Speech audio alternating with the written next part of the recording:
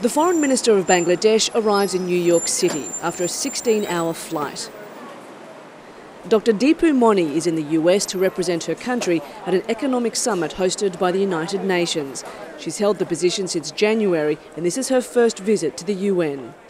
There's just enough time to go through the schedule for day one, which is full of meetings, handshakes and diplomatic appearances. The summit is designed to give a voice to developing countries like Bangladesh. The origins of the financial meltdown are in the first world, but poorer countries see themselves as victims of a catastrophe not of their making.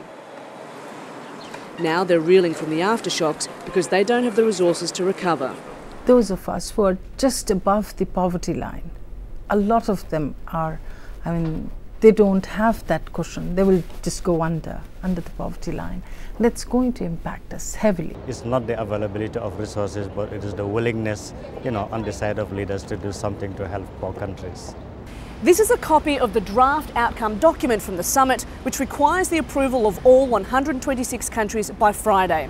The problem is there's no detailed plan and no new task force to make sure these recommendations are put into action to protect vulnerable countries from future economic disasters. We have to get into real action, not just talk about it. Dr. Deepu Moni was given an audience with UN Secretary-General Ban Ki-moon, where she laid out her concerns for Bangladesh's financial future. So, when the summit is over, the developing world will be looking for financial help. But it also wants acknowledgement from the developed world that rich nations created this crisis and have a responsibility to help not just their own people, but those living in the poorest nations. I believe that this time it will be different.